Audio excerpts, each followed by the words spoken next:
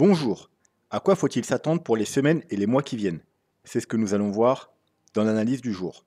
Mais avant de commencer, n'oubliez pas de vous abonner, de mettre un petit pouce bleu et de laisser un commentaire.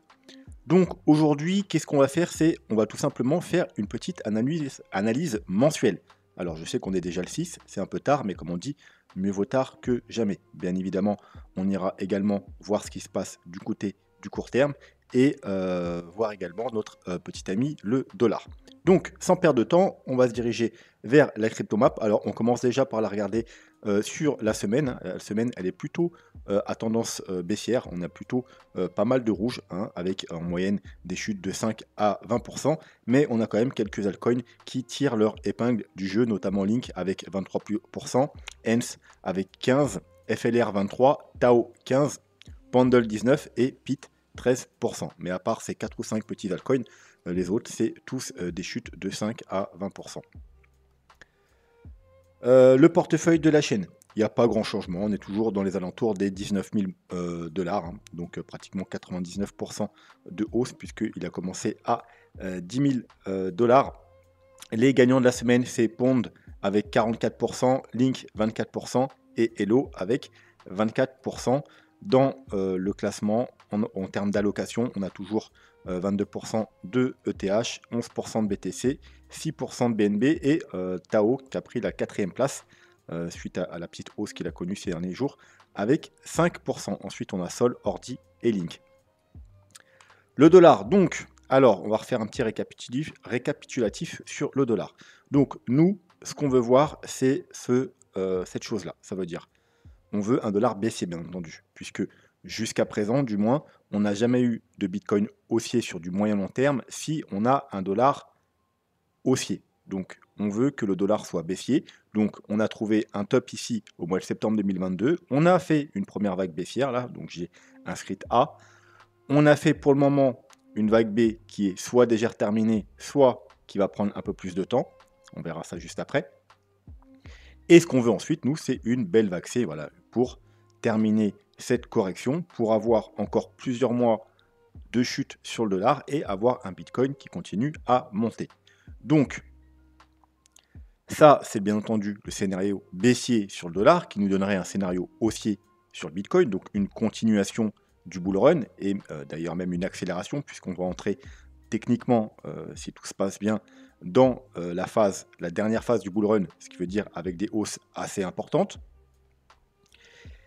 Et voilà, donc c'est le scénario qu'on veut voir, c'est le scénario baissier du dollar. Maintenant, effectivement, il y a une possibilité, comme quoi que la correction là, elle soit terminée ici, qu'on ait trouvé un bottom, et que là, on a tout simplement commencé un mouvement haussier pour aller faire des nouveaux plus hauts. Bien entendu, c'est extrêmement bearish sur le Bitcoin, c'est vraiment pas ce qu'on veut voir, ça remettrait en cause le bull run. Donc, pour l'instant, ce scénario, on va le laisser de côté, puisque jusqu'à preuve du contraire, pour l'instant, on a toujours un dollar qui est baissier, hein. On a un top, pour l'instant on n'a pas fait de nouveau plus haut, et on a toujours un Bitcoin haussier. Si jamais on devait casser les 36 000 $, alors on verra un peu plus pourquoi plus loin dans la vidéo, on l'a déjà vu dans l'analyse weekly, mais on va le répéter aussi dans l'analyse mensuelle. Tant qu'on ne casse pas les 36 000 $ sur le Bitcoin, il n'y a aucune raison de s'inquiéter, donc aucune raison d'aller s'embêter à regarder les scénarios baissiers. Voilà, juste à savoir qu'ils existent. Bref, donc on va se concentrer sur le scénario baissier sur le dollar pour l'instant. Donc, scénario baissier, deux possibilités. Soit on a déjà trouvé le top ici de cette correction, et là on est déjà dans cette fameuse vague C, donc on a fait une vague, là une vague 1, là on fait la vague 2. Alors, comme on l'a vu, hein, on était bloqué en dessous de ce niveau-là, on l'a cassé. L'objectif c'est d'aller rechercher la zone de rechargement de short. Voilà, bon, on y est presque, à quelques dollars près. Donc ensuite, dans cette zone-là, on attend bien entendu un retournement pour continuer la chute, hein, pour faire quelque chose comme ça. Voilà, on a fait une première vague. Deuxième vague, on va aller rechercher tout simplement cette zone comme prévu. Et puis ensuite, on aura une vague 3, une vague 4 et puis une vague 5 tranquillement pour terminer fin 2024, 2025. Voilà, la chute du dollar. Et pour l'instant-là, le Bitcoin, il va pouvoir monter, monter, monter. Deuxième possibilité, la vague B n'est pas finie. Et alors, dans ce cas-là, du coup, ce ne sera pas une ABC, mais bon, ce sera une WXY, mais on ne va pas compliquer les choses. Bref, on va faire en 3 temps. 1, 2, et puis là, tout simplement, voilà, on est dans le 3e temps. On va monter, venir chercher, justement, pourquoi pas, la zone de rechargement de shirt. Hein, c'est la target. Si on devait casser ce niveau-là, c'est la prochaine target. Et donc, eh bien, ça va prendre un peu plus de temps avant de reprendre la chute. Donc, pour le Bitcoin, eh bien, durant toute cette montée, vu qu'on a commencé ici, vous voyez, et on est en train de monter. Donc, c'est déjà du moyen terme. Donc, ça voudrait dire que ça va poser un petit peu de problème sur le court moyen terme au Bitcoin. Hein, rien d'inquiétant. Ça veut simplement dire qu'on aura droit soit à un range, soit à une correction un peu plus longue sur le Bitcoin, tout simplement, jusqu'à ce qu'on aille vraiment, on reprenne la chute. Donc, c'est bearish sur le Bitcoin sur le court moyen terme, mais ça nous permettra d'avoir d'autant plus, hein, puisque du coup, ça va se prolonger. Hein, du coup, cette vague C, elle va être encore plus importante que si on l'a commencé là. Elle va durer plus longtemps. Ça nous permettra peut-être d'avoir un bull run plus important par la suite. Donc sur le court terme, c'est bearish, mais sur le long terme, je dirais que c'est plus bullish que le premier scénario où on est déjà dans cette fameuse vague C. Voilà, donc si vous voulez un joli bull run, disons que ce serait votre scénario idéal. Sur le court terme, ce ne sera pas très joli. Court moyen terme, ce ne sera pas très joli sur le Bitcoin, puisque du coup, on va encore rester bloqué pendant probablement quelques semaines, quelques mois avant d'avoir vraiment une poussée haussière. Mais après, on aura du coup probablement un bull run encore plus joli. Voilà, donc ça, c'est les deux scénarios baissier sur le dollar et donc haussier sur le Bitcoin. Comme je vous ai dit, le dernier scénario, on n'en parlera que si on casse les 36 000 $. Donc on va jeter un coup d'œil rapidement quand même au total market cap 3. Je rappelle, c'est l'ensemble des cryptos, excepté le Bitcoin et l'Ethereum. Donc c'est tout simplement l'ensemble des altcoins. Donc eh bien, on est toujours bloqué dans ce petit triangle. Voilà. Donc il n'y a pas eu de résolution ni haussière ni baissière. Voilà. Donc je rappelle rapidement. Voilà, là, ici, on a fait une vague 1, une vague 2, là, on a une vague 3, on est probablement dans une vague 4 et on attend une vague 5. Donc, les objectifs de la vague 5, la vague 4, c'est le carré vert. Ici, on est déjà venu le toucher. Donc, la correction est potentiellement finie. Sinon, on va peut-être revenir le toucher un peu plus qu'avec une simple mèche, voire aller chercher le bas. Et ensuite, techniquement, on devrait avoir une nouvelle poussée haussière pour faire la dernière vague haussière. Voilà, donc bien entendu, ça peut jouer sur les altcoins, à la cassure haussière ou baissière. On peut respectivement prendre des longues ou des shorts, bien évidemment. Donc le Bitcoin, un petit coup d'œil rapide sur le court terme. Donc qu'est-ce qui s'est passé depuis la dernière vidéo? La dernière vidéo, je vous avais donné un triangle H1. Donc là, on est en H4, mais c'était un petit triangle H1. Donc, on avait vu qu'à la cassure du triangle, on pourrait potentiellement avoir une nouvelle vague haussière. À la cassure par le bas, par contre, on allait probablement venir rechercher une nouvelle fois, dans un premier temps, cette trendline. Bien entendu, il pouvait y avoir un trade à ouvrir, notamment vu qu'on a fait un très joli fake out. Vous voyez, on a fait une grande mèche, on est revenu. D'ailleurs, on a refait une mèche, on est revenu réintégrer. Donc, c'était un bon niveau d'achat. Pour viser, dans un premier temps, le premier TP devait se prendre, bien entendu, sur ce niveau-là. En plus, vous voyez, j'ai prolongé le triangle. Regardez, on a cassé le triangle, on a fait un très beau pullback, et puis on est venu chercher en bas. Et là, vous voyez, on avait une double résistance. L'ancien, du coup, trendline du triangle, et la grosse trendline baissière qu'on a ici, du coup, qui forme un plus gros triangle dans lequel on est coincé, un peu comme sur le... Voilà, un peu un triangle ici. On a également un gros triangle sur le BTC. Donc, on est revenu chercher la zone haute. C'est pour ça que j'ai tweeté, je tweete toujours quand on arrive sur un niveau important, un petit peu même avant qu'on y arrive. Vous voyez qu'on est, on est encore monté après, on a fait la mèche, pour vous dire que ceux qui ont ouvert le trade ici, bien tout simplement, c'est le moment de prendre au moins un premier TP. Hop, voilà. Donc on a fait une mèche et on a réintégré, donc fake out. Donc ceux qui voulaient jouer la cassure haussière, faut toujours bien entendu attendre les clôtures, sinon on s'expose à ça. Et donc forcément, on a pris juste un peu de liquidité qui traînait ici, puis voilà, on est revenu encore une fois sur le bas du triangle. Depuis, depuis quelques jours, le 5, depuis un jour et demi, on travaille plus ou moins la borne basse, vous voyez, du triangle. On a fait quelques mèches en dessous, mais aucune clôture. Donc pour l'instant, on est toujours dans le triangle. La résolution devrait plus tarder, tout simplement parce qu'on arrive à l'apex du triangle. En général, voilà, quand on arrive à la fin du triangle, on a soit la sortie haussière, soit la sortie baissière. Dans de rares cas, il n'y a pas de cassure. Hein. Dans de rares cas, on peut très bien continuer à ranger comme ça. Ça arrive, hein, c'est pas le scénario principal. Mais voilà, il faut savoir que de temps en temps, ça arrive. De temps en temps, un triangle ou une figure n'a pas de résolution. Voilà. Mais techniquement, on devrait s'attendre dans les heures qui viennent, peut-être aujourd'hui ou au pire demain, à soit une cassure haussière, soit une cassure baissière. Bien entendu, attention, il pourrait y avoir un fake out, c'est-à-dire sortir ici pour finalement aller vers le bas ou casser ici pour aller vers le bas. Bien entendu, s'il y a un fake out, c'est en général les meilleures opportunités. Tout simplement, vous attendez, voilà, par exemple ici, hop, la mèche, on réintègre, on peut ouvrir un short pour viser ici, voire beaucoup plus bas. Donc là, c'est pareil. Fake out, moi j'adore, c'est en général c'est là que je prends tous mes trades dans les fake out, puisque c'est là où on a la meilleure opportunité de trading avec un stop déterminé. Vous voyez par exemple ici, hein, tout simplement, on a un fake out, on réintègre, on ouvre un trade ici, on met un stop sous les mèches. Bon là on a des grandes mèches, mais bon ça reste quand même un stop relativement voilà 0,8, hein, moins d'1%, donc ça reste quand même relativement faible. Hein. Et vous voyez par exemple ici, hein, pareil, bon là, vaut mieux éviter d'ouvrir des trades à la fin du triangle, hein, puisque c'est pas intéressant. Je vous rappelle, c'est comme un range, on joue le bas et le haut. Sauf que dans un triangle, eh bien, plus on s'approche de l'apex, moins ça devient intéressant. Donc ici, c'est peut-être intéressant de jouer le bas et le haut parce qu'on fait du 3%, mais bien entendu, ici, c'est plus très intéressant. Voilà, parce qu'on fait du 0,85.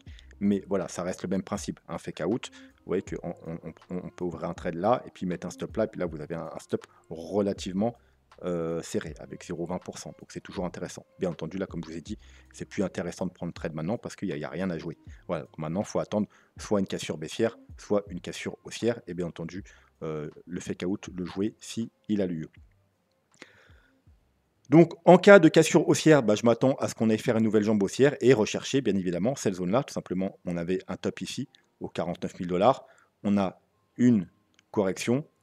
Et voilà, donc la target, si on devait avoir une nouvelle poussée, c'est la zone de rechargement de short qui va être cumulée également au bas de l'ancien canal. Hein. Donc, grosse résistance dans cette zone-là. Donc, entre les 45 et les... bon, allez, on va même aller monter jusqu'aux 46 000 $, 45-46 000 $. C'est là que j'attends une réaction. Voilà. Si on casse ce niveau-là, eh bien, on ira probablement faire des niveaux plus hauts. A l'inverse, si on casse vers le bas, eh bien, on a une zone à surveiller ici, aux alentours des 40-41 000 $. Hop, on va le prolonger maintenant. Hop. Qui sera cumulé avec en même temps la trendline, hein, la fameuse trendline qui date du début du bull run, qu'on est venu parfaitement retoucher ici. Donc pourquoi pas. Alors pourquoi cette zone-là? Tout simplement, c'est voilà, on a fait un potentiel bottom ici. Si on est reparti en tendance haussière, eh bien on a fait une première vague haussière. Et donc là, on serait dans une vague 2. Et les objectifs de la vague 2 principaux, c'est 0,5, 0,618. Bien entendu, on est déjà venu toucher les 0,2, donc peut-être qu'on a déjà trouvé le bottom ici et qu'on va directement repartir vers le haut. Mais si on doit chuter, c'est le niveau. Si on a bien trouvé, si on est bullish, on a bien trouvé un bottom ici, c'est le niveau à surveiller. Bien entendu, on n'a pas forcément trouvé un bottom ici. Hein. On a fait une première vague baissière ici. C'est peut-être juste une A, une B, et puis là, on va repartir pour une vague C. Et du coup, on ira faire des niveaux plus bas. Si ça devait arriver, les niveaux à surveiller, vous le savez. Alors, bien entendu, il y a déjà potentiel. Le potentiel, c'est quoi ça? Hop. Le potentiel, double bottom, hein, pourrait revenir retester les 38 000 $. Mais sinon, ensuite, c'est aux alentours des 36 000 $. Le niveau très important, celui qu'il ne faut surtout pas casser. Voilà, donc ça, c'est pour le court terme. Maintenant, le plus long terme. Donc, on va commencer par rapidement voir le graphique à nu. C'est toujours bien de voir le graphique à nu. Donc, on a un très beau graphique. Et comme vous pouvez voir, eh bien, on est dans les clous par rapport au précédent bear market. Consolidation, on monte, bear market, consolidation, on monte, bear market, consolidation, on monte, bear market, consolidation, et puis là on monte. Donc vous voyez que pour l'instant tout se passe plutôt bien. La bougie du mois dernier, la bougie du mois de janvier, c'est une bougie d'indécision, puisqu'on a un petit corps ici et une mèche de chaque côté. En gros, le prix ne sait pas trop où il veut aller.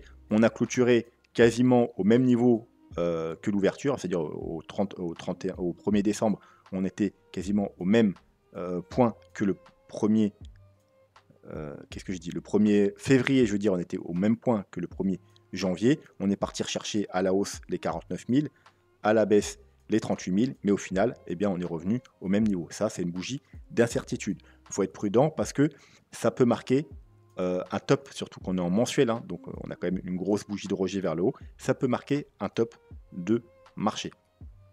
Est-ce qu'on en a eu? Ouais, vous voyez qu'on a en général des grosses bougies comme ça en mensuel de rejet. En général, on est plutôt sur un top de marché. Mais là, attention, puisqu'on a également une mèche vers le bas. Voilà, si on avait juste la mèche vers le haut, ce serait extrêmement bearish.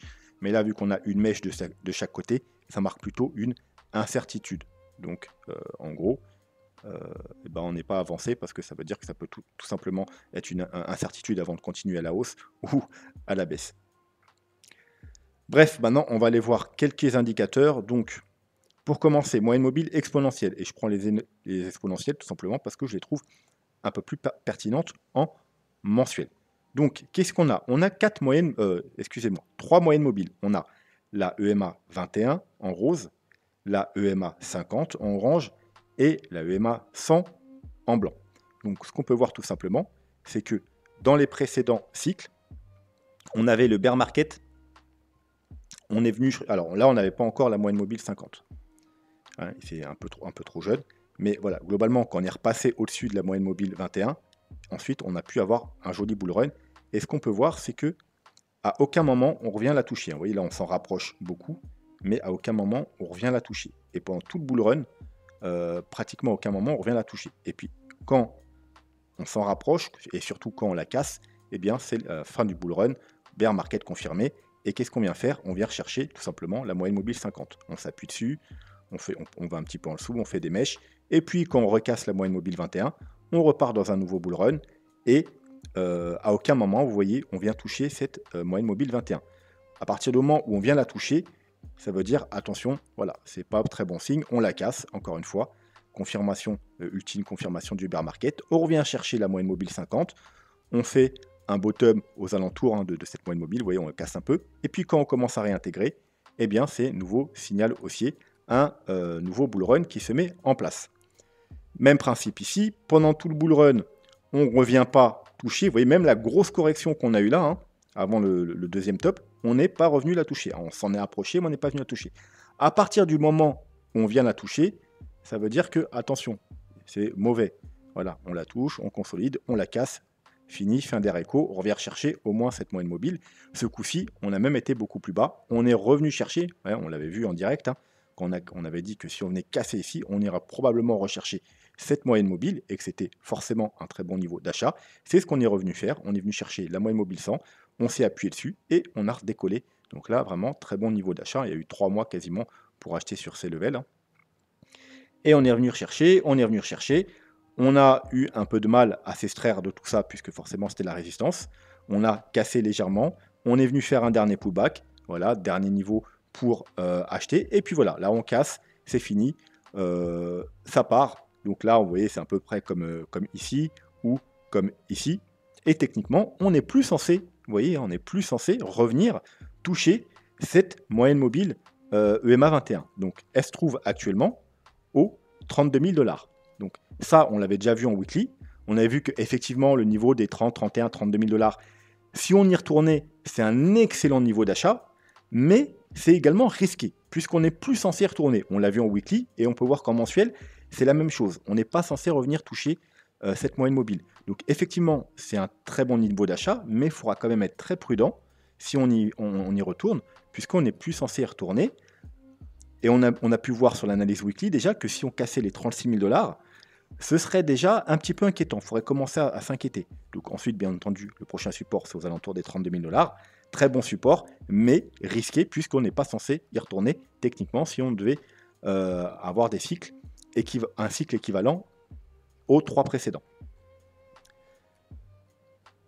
Donc voilà ce qu'on peut voir avec les moyennes mobiles en mensuel, c'est-à-dire qu'on est parfaitement calé par rapport au précédent bull run, et techniquement, on n'est plus censé retourner aux 32 000 $. Ensuite, les bonnes de Bollinger. Donc, Ce qu'on peut voir en mensuel, c'est que lorsqu'on est dans une phase de bull run, vraiment, on est bien parti hein, dans les dernières phases de bull run, quand il y a vraiment la forte hausse, on joue avec la borne haute des bandes de Bollinger. Vous voyez ici, à partir d'ici, hop, on joue avec la borne haute pendant tout le bull run. Et puis ensuite, voilà, bear market, pareil, consolidation, début du bull run, on atteint la borne haute, et puis voilà, on joue avec la borne haute pendant tout le bull run. Puis on la casse, bear market, là, hop, on a tenté, on est revenu, et une fois qu'on joue avec la borne haute, eh bien, c'est confirmé, bull run, bull run, bull run, bull run, et puis voilà, ensuite, bear market. Donc, là, ce qu'on peut voir, c'est qu'on n'a pas encore atteint la borne haute. Donc, si vous voulez, on n'a pas eu encore les dernières confirmations, si on veut, en mensuel par rapport au bon de Bollinger, qu'un joli bull run nous attend, puisqu'on n'a pas encore atteint la borne haute. Donc, cette borne haute, elle est exactement à 56 000 $. Alors, on va voir un peu par rapport au graphique. Ce qu'on peut voir, c'est que, alors, bon, là, on n'a pas assez historique, mais en gros, on est venu la chercher un petit peu avant le halving. Et on est vraiment cassé cette borne haute, c'est-à-dire, on va dire, l'ultime confirmation, après le halving. Ici, encore une fois, vous voyez, on est venu chercher cette borne haute juste un peu avant le halving. D'ailleurs, ça nous donne une correction. Pareil, vous voyez qu'on vient chercher cette borne haute. Là, on a une petite correction. Là, ce coup-ci, on est venu chercher la borne haute bien avant le halving.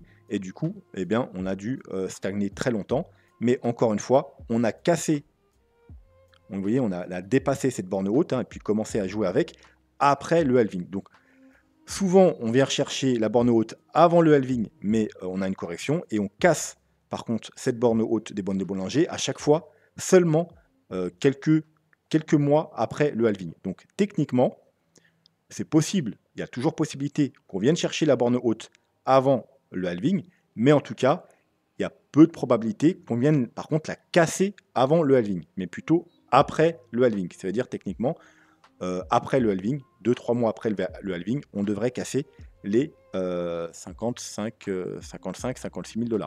Ça tombe bien en plus, ouais, vous pouvez voir que la borne haute, elle est à peu près cumulée justement aussi également au haut de la zone de rechargement de short. D'ailleurs, il y aura sûrement une grosse correction quand on va arriver à ce niveau, comme à chaque fois, mais sauf que là en plus, c'est cumulé avec le haut de la zone de rechargement de short.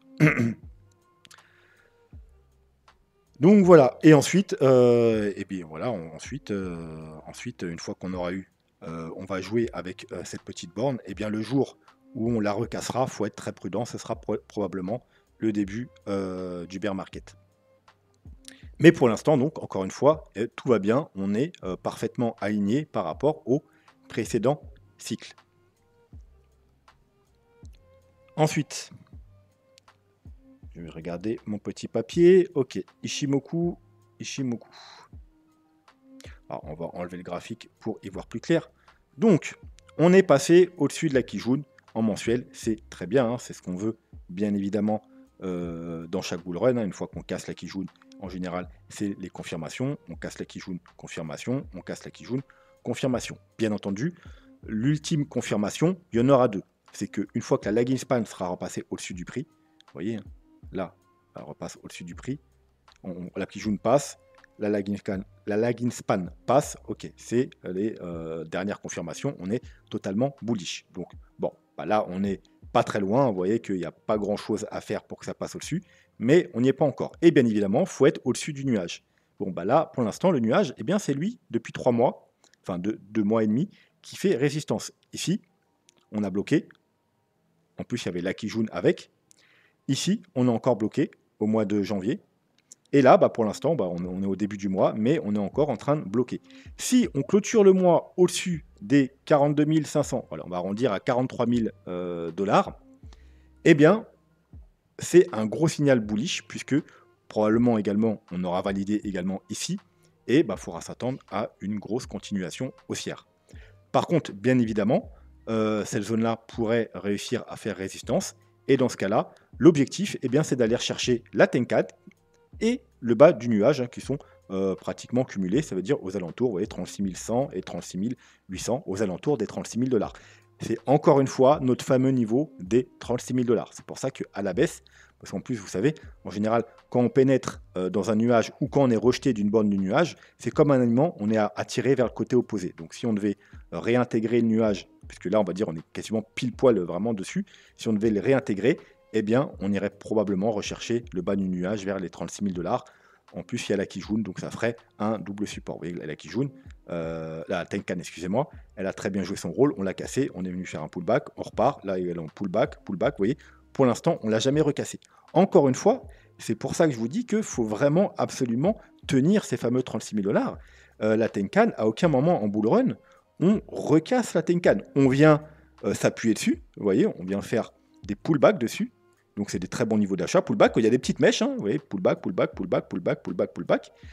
Mais à aucun moment on la casse, cette fameuse Tenkan. Donc il ne faut absolument pas recasser la Tenkan. Qui plus est, on sera en dessous le nuage. Donc vraiment, il y aurait la Kijun, bien entendu, en dernier rempart. Hein. Encore une fois, elle se trouve justement au fameux 32 000 $. Mais on n'est pas censé y revenir. Hein. Voilà. Cacher déjà le nuage et la Tenkan, ce serait déjà un gros avertissement. Il faudrait commencer, comme je vous dis, à s'inquiéter, bien entendu, aux 32 000 $. Il y aura la Kijun, le fameux niveau des 30 000 $. Très bon niveau d'achat, mais voilà, c'est déjà un petit peu inquiétant. Il faudrait être prudent. Voilà. Mais pour l'instant, eh bien, tout va parfaitement bien. Tant qu'on tient ces fameux 36 000 $. Et si on y va, très bon niveau d'achat, bien évidemment. Voilà, donc ça, c'est pour Ishimoku. Ensuite, un petit tour, bien entendu, du côté du Stock RSI et du MACD. Et encore une fois, eh bien, tout va parfaitement bien. Je vous rappelle, bull run, on vient chercher la zone de survente. Et puis quand on croise et on commence à repasser en dessous, eh bien, c'est qu'il se passe quelque chose de mauvais. Bon, là, vous voyez qu'on a fait une grosse divergence, un dernier plus haut. Mais ensuite, voilà, on a parti en bear market. Ici, c'est la meilleure période pour accumuler. Hein. On reste en général 1 an dans cette zone de survente. Et ensuite, quand on a le croisement et qu'on repasse au-dessus de la zone de survente, c'est confirmation du bull run. Hein. Donc il y a deux solutions, soit accumuler en DCA, soit attendre les confirmations, vous voyez ici, pour repasser à l'achat. On monte, on monte, on monte, on repasse la zone de surachat, on y reste un certain temps, et puis voilà, quand on croise et qu'on repasse en dessous, eh bien, bear market, on revient chercher la zone de survente, on y reste environ 1 an, meilleure période pour accumuler, où on attend la confirmation ici pour profiter du bull run. On revient chercher au-dessus de la zone de survente. Quand il y a le croisement, c'est attention, gros avertissement. Vous voyez encore une fois, comme ici, on a fait un dernier plus haut, mais voilà, grosse divergence, et on est parti, encore une fois, chercher le bas. Lorsqu'on a pénétré ici, hein, quand on était ici, je vous avais dit, attention, tout le monde s'enflamme. Moi, je vous avais dit, je pense plutôt qu'on va rester encore 1 an, au moins, là-dedans, et avant de reprendre une hausse, et on aura confirmation quand on repassera au-dessus ici. Et c'est exactement ce qui s'est passé. Bon, à l'époque, les gens n'étaient pas contents quand j'ai dit ça, ils ne me croyaient pas. Hein. C'est pour ça que j'ai dit à ceux qui suivent ma chaîne aux 48 000 $, si ce n'est pas déjà fait, de sortir, de tout sortir. Et il y en a qui m'ont suivi. Je pense qu'ils étaient bien contents, puisque ensuite on est vraiment resté 1 an sous cette zone et on a eu les confirmations vers ici, hein, dans cette zone-là, comme quoi que c'est bon, on est reparti. Maintenant, on est revenu. Hein, on est déjà très haut là, hein, vous voyez. Mais attention, hein, ça ne veut pas dire qu'on va chuter, hein, on peut rester très longtemps. Vous voyez, là, on est en juin 2016, on est resté jusque en décembre 2017. Hein, ça veut dire plus d'1 an. Donc, tranquille. Par contre, quand on recasse, en général, c'est un signal d'avertissement. Quand on a un croisement baissier et qu'on recasse cette fameuse zone, alors vous voyez que pour l'instant, ça ne veut pas... Tout va bien. Voilà. Pour avoir un gros signal baissier, il faut recroiser ici et puis ensuite repasser en dessous de cette zone. Mais pour l'instant, tout va bien. Et puis du côté du MACD, tout va bien également. On est très bullish. Donc vous voyez, pour l'instant, on suit parfaitement les anciens bull run. Hein. Le dernier signal, donc c'est le MACD, on l'a eu dans cette période. Hein. Donc c'était le meilleur moment pour refaire recharger une dernière fois, hein, qu'on a eu cette petite correction au 25 000. Hein. C'est ce qu'on ne s'est pas privé de le faire sur la chaîne. Et maintenant, il n'y a plus qu'à attendre, hein, techniquement. C'est plus le meilleur moment pour acheter maintenant parce qu'on est déjà, vous voyez, en survente. Bien entendu, on peut continuer à monter pendant un certain temps, mais les achats, normalement, ont déjà dû être faits. Et là, on est plutôt en train d'attendre la dernière phase exponentielle du bull run pour commencer à vendre tout simplement.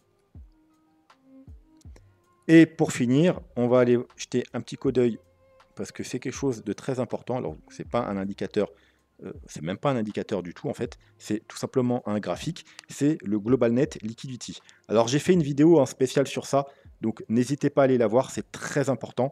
Alors déjà je vous rappelle qu'en dessous de mes vidéos, alors vous pouvez le retrouver là ou en commentaire épinglé, vous avez tout un tas de plateformes, hein, de liens d'affiliation, donc ça soutient la chaîne. Également, vous avez bien entendu vous aussi des bonus, des remises sur le trading, etc. Donc c'est toutes les plateformes que moi j'utilise personnellement, soit pour l'investissement, soit pour le trading. Donc n'hésitez pas à piocher dedans. Vous pouvez également y retrouver tous les altcoins qui se trouvent dans le portefeuille de la chaîne. Et vous avez également Trade Republic. Ça, c'est pour les marchés traditionnels. Alors, contrairement à son nom, c'est pas du tout pour trader, mais c'est pour investir. Très bonne plateforme pour investir si vous voulez diversifier un peu, commencer à investir dans les marchés traditionnels. Et puis là, si vous avez vous les sécurités, vos ledgers, vous avez un lien pour vos cryptos, vous avez un lien pour ledger. Quoi qu'il en soit, c'est pas ça dont je voulais vous parler, c'était des vidéos. Bon, bien entendu, vous avez la vidéo des vagues d'Elliott à voir absolument. Si vous suivez ma chaîne, c'est pour comprendre mes analyses avec des vagues d'Elliott. Mais vous avez également cette vidéo, Halving, on vous ment. Il faut absolument aller voir cette vidéo. Ça remet en question vraiment tout ce que les gens ils peuvent vous raconter sur le halving, que parce qu'on va avoir un halving, on aura forcément un bull run. Dans cette vidéo, je vous explique que non, malheureusement, le halving à lui tout seul ne suffit pas. Il nous faut aussi les bonnes conditions macroéconomiques. Voilà. Et donc les deux conditions, c'est $1 baissier sur le moyen long terme. Et la deuxième condition, c'est la liquidité. Donc n'hésitez pas, pour plus d'infos, à vraiment aller voir cette vidéo. Donc on va retourner sur le graphique. C'est pour ça que là, on a vu le dollar en début de vidéo. Et là, on s'occupe de la liquidité. C'est quoi la Global Net Liquidité? C'est tout simplement la production monétaire globale. Alors, il n'y a pas tous les pays, mais il y a tous les principaux pays, hein, les États-Unis, le Japon, etc. Voilà. Donc, c'est vraiment les planches à billets. Ça veut dire les nouveaux billets qui sont mis en circulation, les nouvelles monnaies qui sont mises en circulation.